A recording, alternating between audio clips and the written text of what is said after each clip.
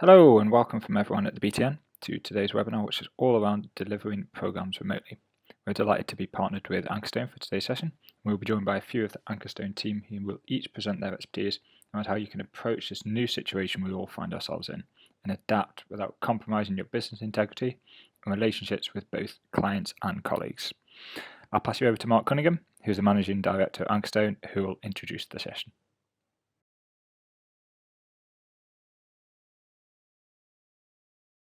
Hi everyone, thanks for joining. Thanks for taking the time to come to the webinar today.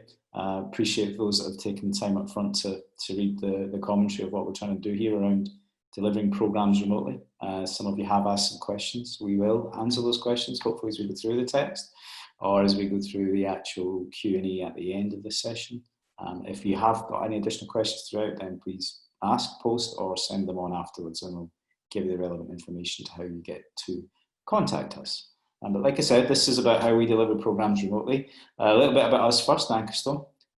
We are a small consultancy, but our role in terms of HR cloud technology is to help customers make the right choice around their HR technologies as they think about moving to the cloud. We have a team of experts in our team who have implemented these things. They have worked on the customer side, they worked on the partner side, they worked on the product vendor side. So they have a whole range of expertise, a whole range of coverage across HR around implementation, operational service support, running HR functions. So we have a wide-ranging expert group of consultants who can help you in any kind of flavour of how you want to look at your HR technology solutions as you go forward, especially in the cloud. We give it two offerings. We look at strategic advice. So if you're thinking about moving to the cloud, if you are already moving to the cloud, or if you have moved to the cloud with your HR technology, we have a number of offerings that can come in and help you understand the right choice to make around the big decisions and the key decisions that you want to take to make sure you make the right choice. We have the ability to come in, set up the program, run that program, and our main focus as we go through these implementations is looking at how you engage with your employees, with your colleagues, with your candidates, and how you improve adoption in the technology within the HR function across your organization. So we're not just looking at it from the technology, we really want to come in at it from an employee, user experience, and an engagement with HR across the organization with the basis of the technology and how this integrated HR technology can support your organization in managing your employees' careers and succession paths. So from that perspective, I think that's kind of the flow of the information. We will look at taking you through initially the cultural benefits of it, and we'll have Kimberley Matalon coming in to help us talk about that. Kim is previously Group Head of Learning, Leadership and Talent at Barclays. She's got 15 years, if not more, experience in this space. She's very strong thinking about how you go from a new organization to a mature organization and how you think about agile, how you support your colleagues and your employees through the transition of traditional working environments to what is the future of work. And then we'll have Nick Record from the team who will talk about the ways of working and how that will change in terms of how we're seeing it through the delivery of programs remotely. And then Michael Chamberlain. So Michael will talk you through, as I said previously, the technology and the tool sets that we're using currently as we actually do the delivery of the programs remotely. And so hopefully you'll enjoy it. As I say, you can ask questions through, you can ask questions at the end, and I'm sure we'll publish this information in the various sources for you to consume at your leisure in the future. So thanks for your time and enjoy the rest of the session. And now I'll hand you over to Kim, who will talk through the cultural changes you need to consider in your organisation. It's a real pleasure to be here this morning to take part in this webinar, because this is a hugely exciting topic, as the COVID-19 crisis has driven an unexpected wholesale movement to almost 100% remote working. This will likely be one of the defining moments for our corporations, and we have the opportunity to make history right now. Some firms are managing that transition better than others. I believe that the extent of the impact of more remote working will really depend on two factors. First is the underlying culture. So those companies that are characterized largely by hierarchical structures with centralized leadership and limited line management empowerment will struggle far more than those that are highly networked, but have distributed leadership and an open and innovative culture. Most companies are somewhere between these two extremes, but clearly the closer you are to the more distributed model, the more easily you'll be able to adapt. The second factor is where you were in terms of the ability and the acceptability of working from home previous to COVID-19. Again, companies were all over the spectrum. On the one hand, you had companies like Zapier and GitLab who pretty much grew up as virtual companies. There are no buildings and workers work from wherever they live. Clearly, these companies are going to find the transition so much easier because they've already had the policies and the processes, the technology, the skills, and most importantly, the mindset that would make remote working quite successful. However, most companies did not start this way.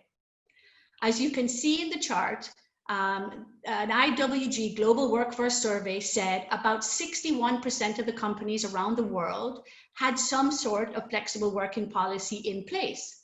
Now, this sounds really good, but then according to Eurostat, in 2018, most European countries only had a very small percent of their overall population sometimes working from home, with Sweden leading the way at about 26% and the UK sitting at about 20%. So as you can see, for most companies, moving to a largely remote workforce would be a huge shock to the system. So what are these impacts? Well, the COVID crisis has forced companies, at least temporarily, to change the way we work around here. Whether these companies fundamentally change their culture in the long run really remains to be seen. There are some immediate and obvious impacts. For example, on skills. Now all generations within the company are increasingly comfortable with doing video conferencing and social messaging. Interestingly, it's also highlighting a gap in some of our leadership skills. Heads of talent are seeing some of their stars really struggle as they can't make decisions under ambiguity, or they lack the curiosity to do things differently. Finally, it will also potentially open up the skills market in hiring, as you no longer have to recruit only from those that live within a 30-mile radius. Smart companies may already be after your people, so better think about that. Policies and process clearly have changed already as companies review much of their people offering. So large-scale changes in areas like recruiting, where people are actually being hired and onboarded completely virtually, or L&D having a huge incentive to reinvent their offering digitally. But other policies, such as removing the restrictions from using personal machines, or the right insurance for all your stay-at-home workers. And there will also be an increase on investment in cybersecurity to ensure the data and assets are safe. Some other impacts that may have surprised the organization. Is there a sense that we are more personally connected than we were before?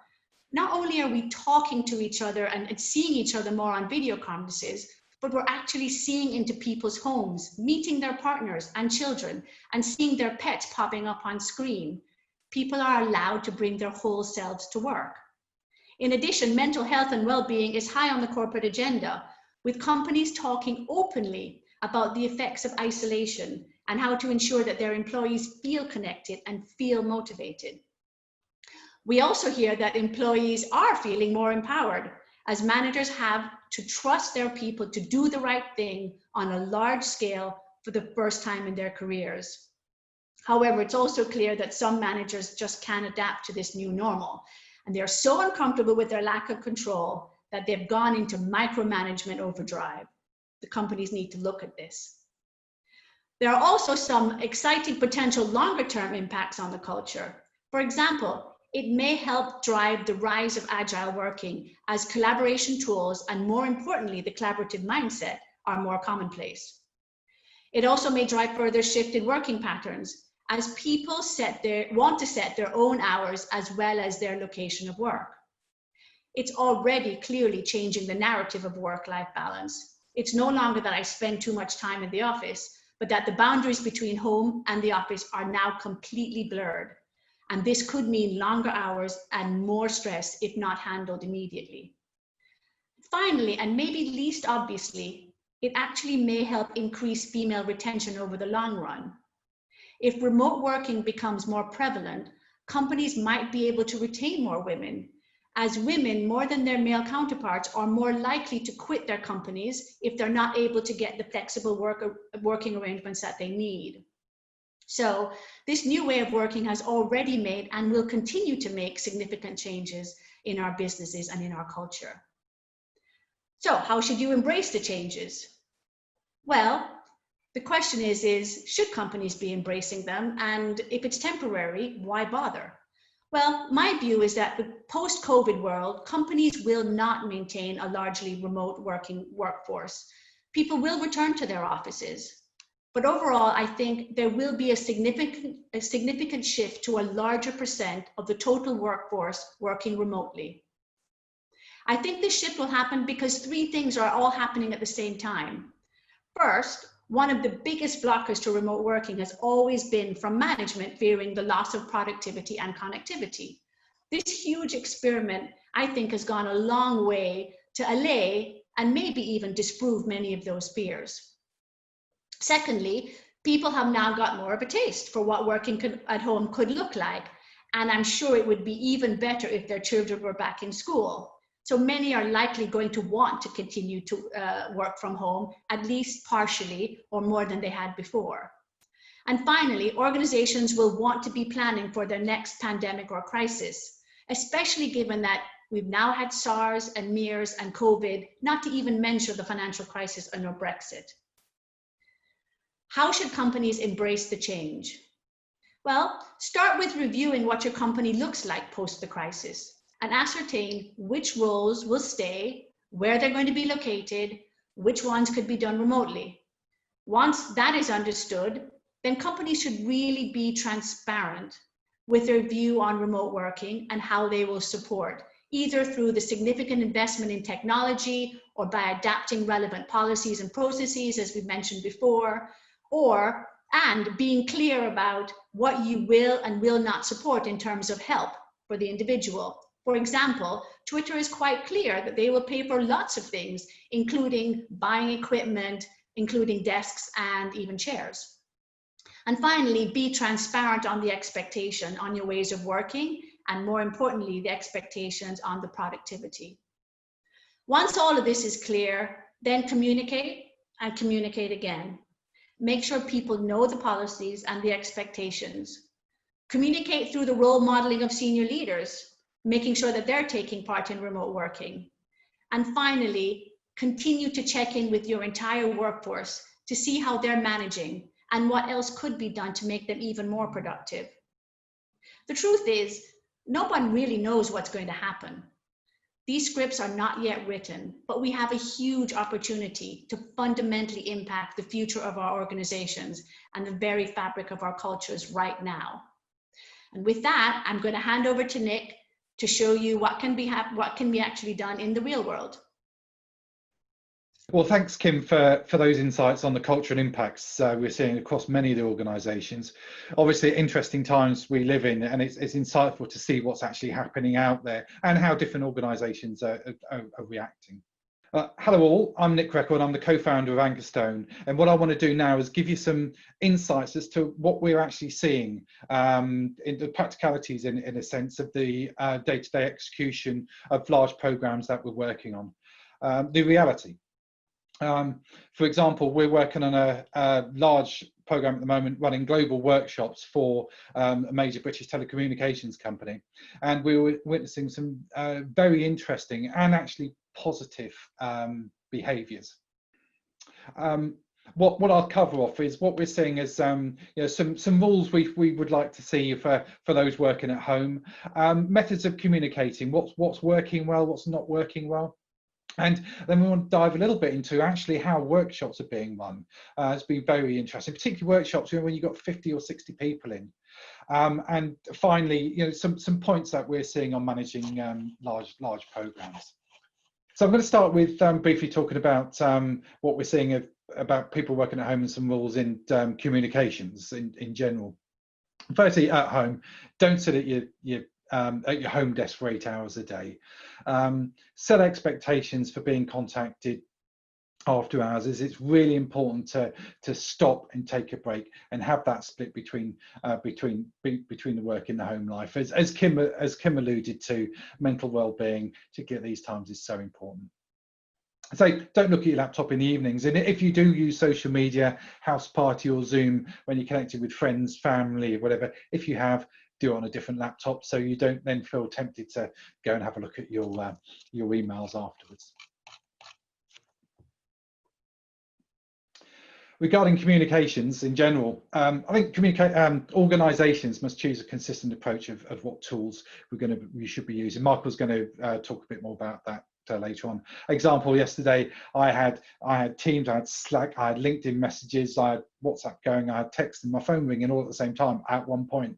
And not only is it obviously it's unworkable, I forgot who'd emailed me or communicated with me at what time, and I missed stuff. You know, it wasn't until 8 hours later I remembered I needed to respond to somebody. So don't do that. Select the way you're going to be communicating. You know, emails has always been the classic, but in this day and age, have a look at, you know, use more voice calls. And you know, we at Angstone, we encourage actually video calls.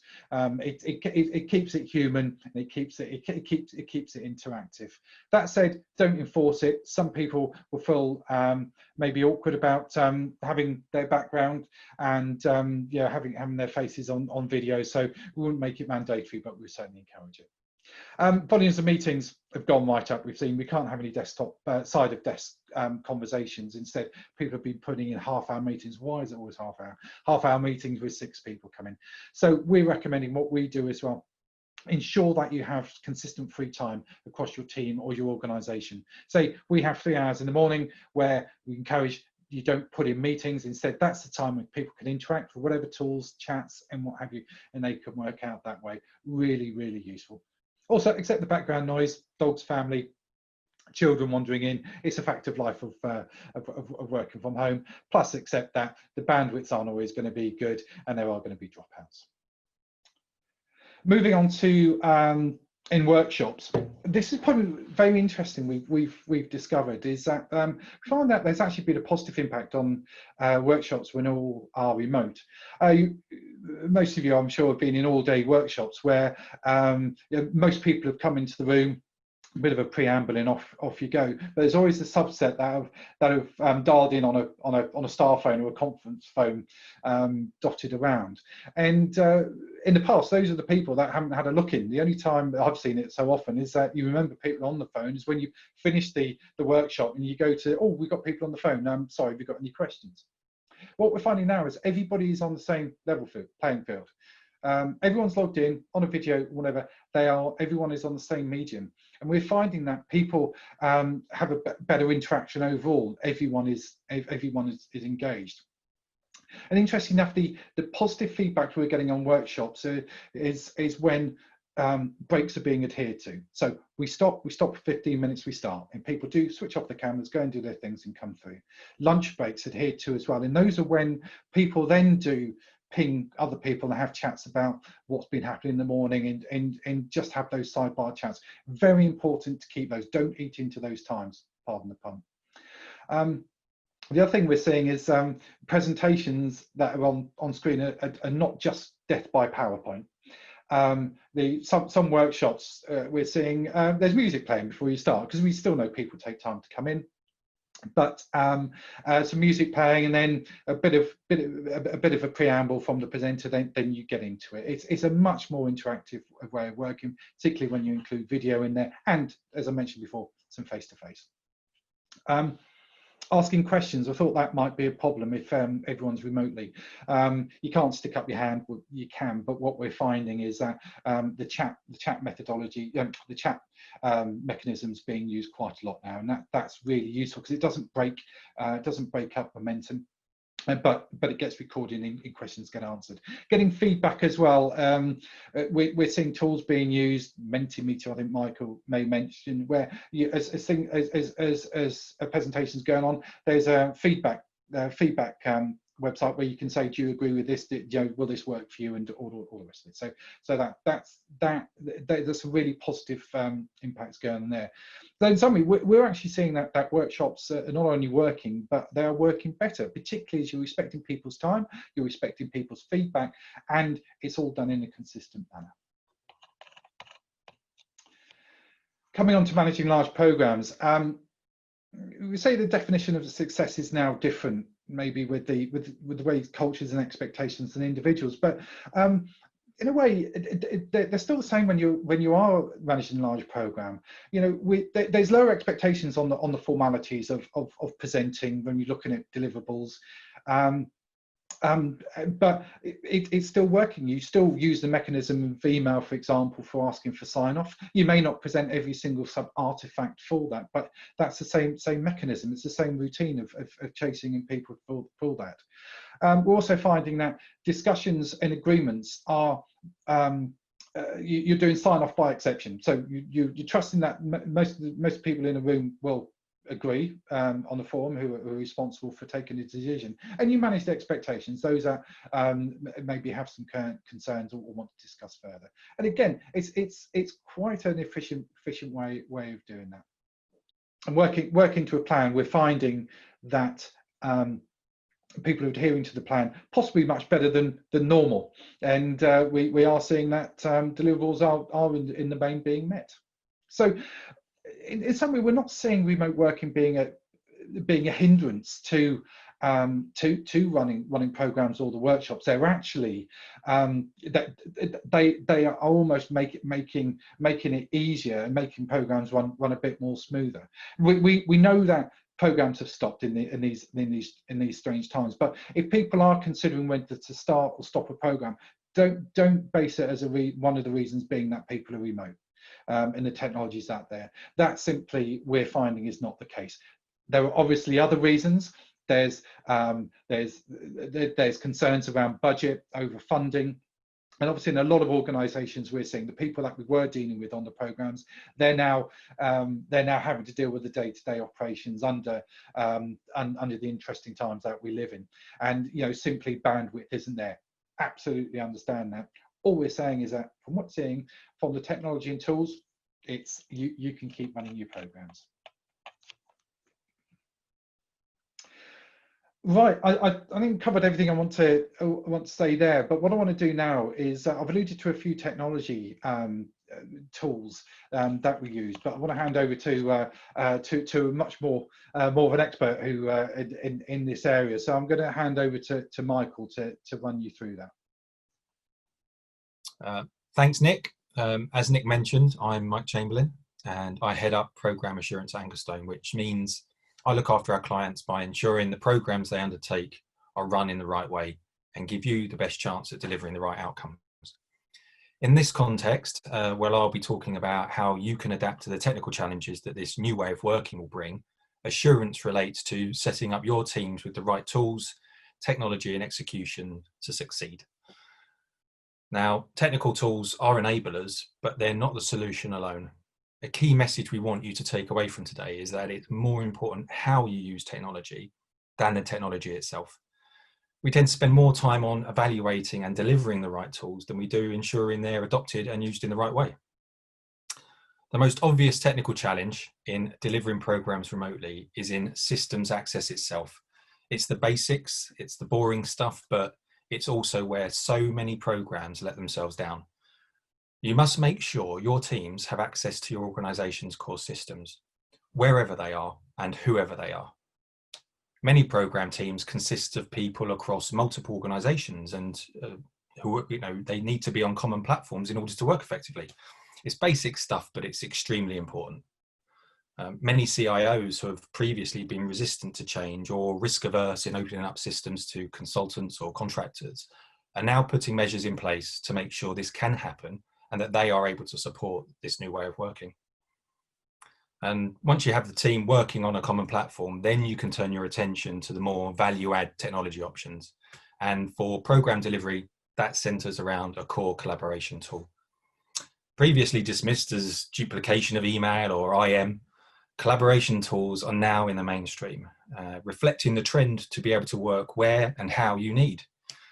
This sector is now an $11 billion industry, and it's predicted to grow another 10% in the next 18 months. All the major tech companies, excluding Apple, offer forms of integrated collaboration across their platforms, but what do they really offer, and why is it not just glorified email and video? So that's where I bring you to this first slide. You can see three of the major players here. Well, two major players and Facebook's attempt at a collaboration tool. The key to success of the best collaboration tools, Facebook Workplace aside, is the fact that there really is everything all in one place. When you need to give a team member access to the applications they need on a program, you can now give them access to, for example, Microsoft Teams, and they're productive.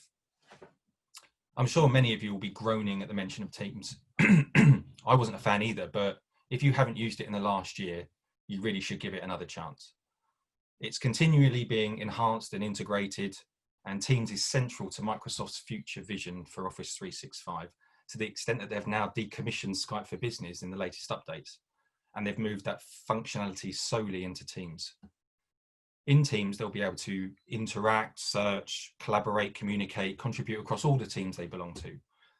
Everyone's aware of the messaging, audio, video conferencing, etc. But when that's integrated with file sharing, opening documents in real time with the whole team seeing what each other's editing, all whilst messaging or video conferencing, it's the closest we've come to virtual teams.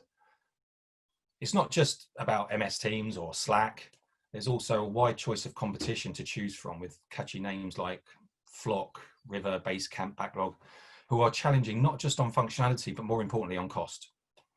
Some are owned by large parent companies like Citrix, but if you're in the market for a collaboration tool, you could find that you have access to one already as part of a wider license deal, so be sure to check that out with your CIO. But whichever one you go with, a good collaboration tool will allow your team to interact as a team without filling up everyone's inboxes. It allows people to have that all-important 5-minute hallway conversation virtually, to build and maintain relationships without being there in person, and also to keep a work-life balance if it's used in the right way. And I'll come on to that more later. So as I come on to the next slide, I want to emphasize another huge advantage of using a central collaboration tool for your program team. And that's the unbelievable choice of integrations to third-party applications. The choice is mind-boggling. It's hard to know where to start. But the message is, if you have a need, there's likely to be an app which can do it, and it will probably integrate with your collaboration tool. This means you'll get the benefits from using another niche application to maximize your team's effectiveness whilst keeping the flow of data in your collaboration tool. And that means less duplication, fewer version control issues, and reducing miscommunication. So what could this look like? Well, on this slide, this example shows some of the applications we use and recommend or have been recommended by our clients and partners, all of which play their part in a virtual workspace. So again, we're basing this example around Microsoft Teams, but it could just as easily be Slack, Podio, Flock, any of those we mentioned. Then integrated with a central collaboration tool, here we have, from the top of the slide, Trello, very familiar. I'm sure a lot of you recognize this logo. It's easy to use. It's a well-integrated task management tool. It's extremely addictive when you use it right. And it's been recently acquired by Atlassian.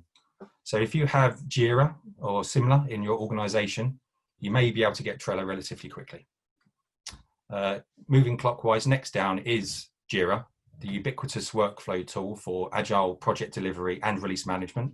It's particularly good when transitioning from program to operations at the end of the program lifecycle, as it's generally the tool used for support.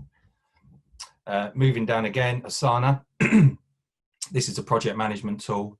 Does workflow, does agile, integrates with Slack, Office 365, Jira, as many do. But this drives dashboards and reports. And that's where this is so powerful. If you're running a large project, there's a ton of time spent on PowerPoint, etc., manual reporting, and this tool really does cut down on manual PMO work.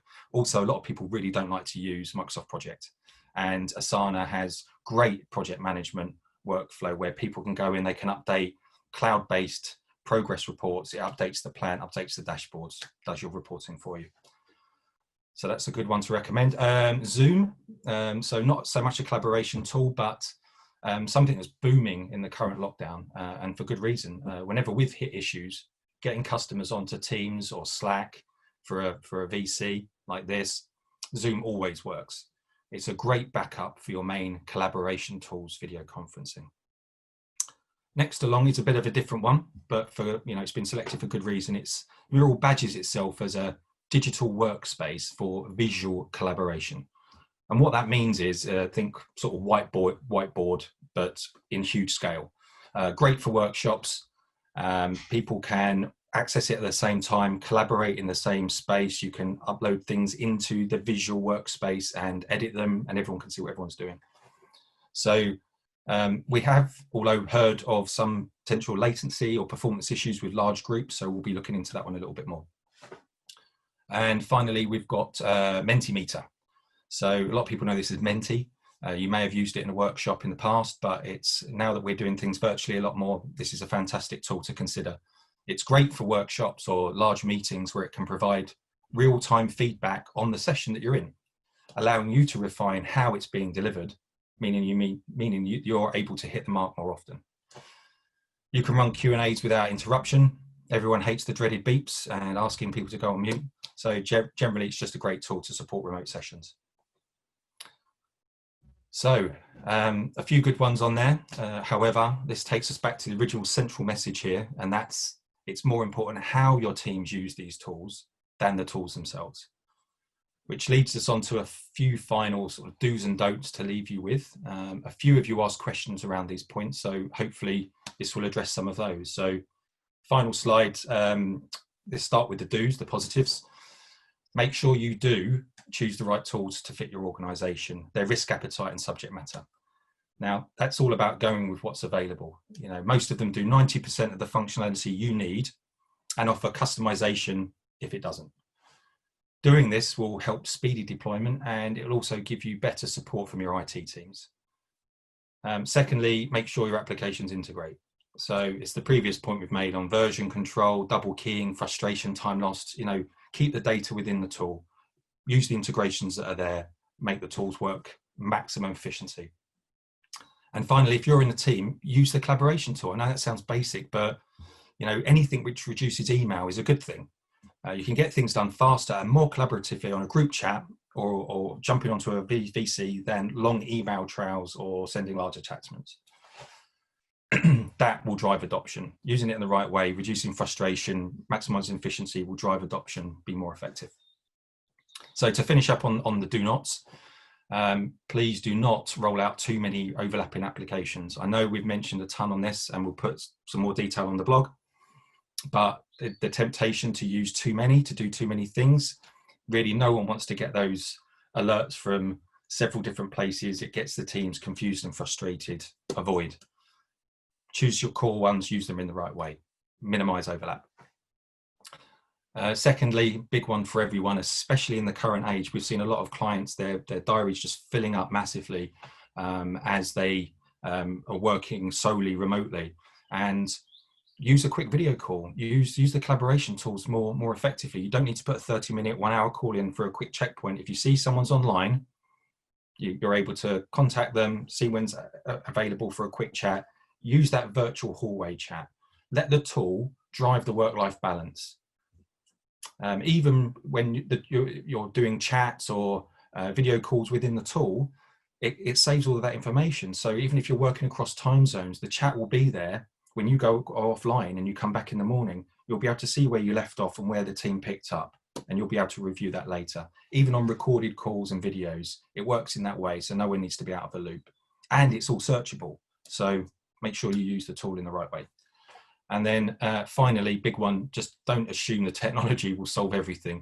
It's all about the right behaviours that need to happen for it to work. So please just call out people when they go off piste and pull them back into the tools.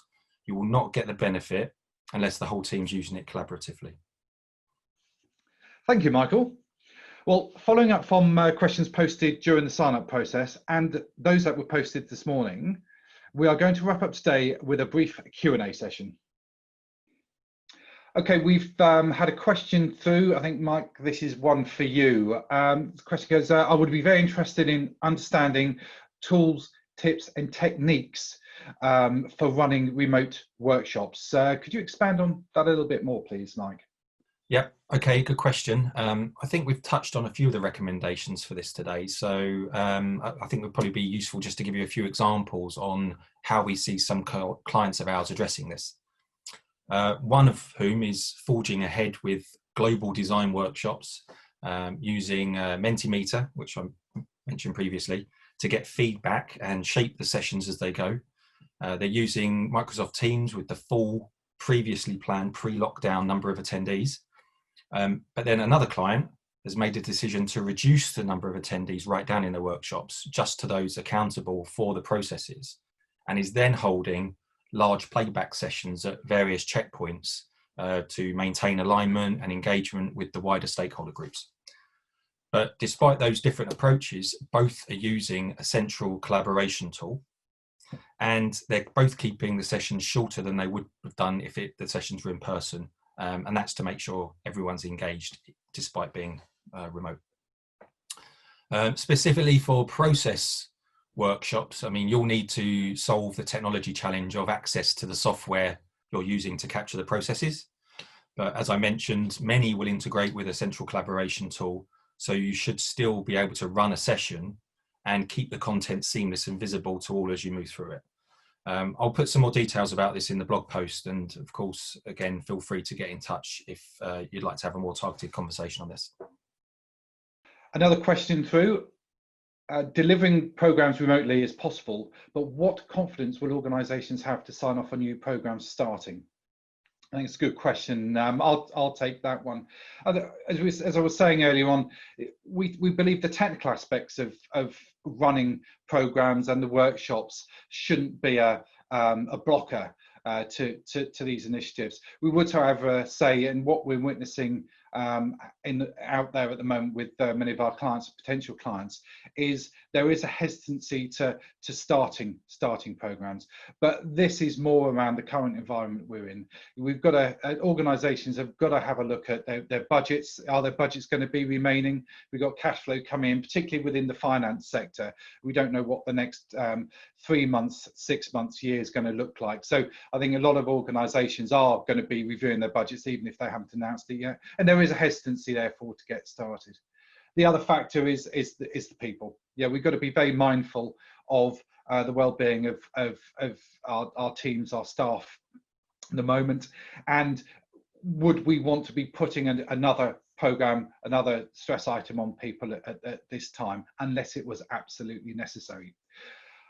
Closing off, the reason that the programs that are continuing is because they're necessary, and they're seen as essential in the medium term to actually assist in remote working. Items such as success factors. Another question through, the question is, if you want your project team to use a new tool that isn't available on your company, do you have any advice or experience of getting this done? I think, Mike, that's one for you again. So the answer is yes. Yes, I do. And it's always challenging, but there's never been a better time to justify getting collaborative technology in your organisation. But there's still a few pointers I'd always give over and above that.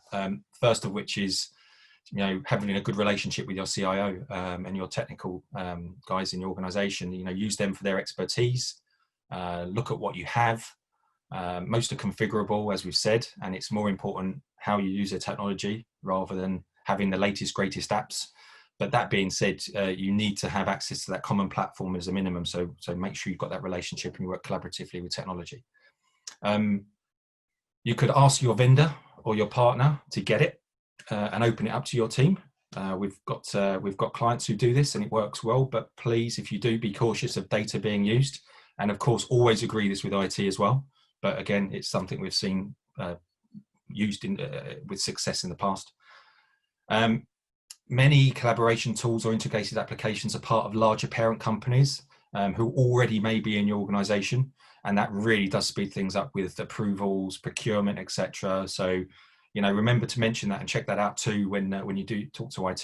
Do your research. If you're interested in something, have a look at if they are part of a bigger organization, and then you know what question to go to IT with. Another good thing to do is get the vendor that you're interested in to demo it. Work with them to sell it to your organization and see the benefits that they're going to get from it. Seen that used with success in the past as well. But please, above all things as well, when you are going to get one of these tools in, please plan ahead. Make sure it's in place for the start of the program, preferably, so it's seamless as the team is onboarded. The last thing you want to do is start to have documentation and people working in different places, and it comes with all different sort of challenges. So have it in place on day one, work collaboratively with IT, get it in place, make sure people know how to use it and use it from the start, and that will drive adoption again. So we've run out of time now for any more questions, but thank you very much indeed for the questions that have been submitted, and thank you for attending today. We've actually had a really good turnout today, and we really appreciate your time coming on, and we hope you found it useful. So thank you very much indeed for that. If you do have any more questions, our emails are coming up on the screen now. Please do not hesitate to contact any of us with anything that we've just discussed today, or anything around the programs that you're thinking about running or running at the moment. So with that, I'd like to say thank you very much indeed.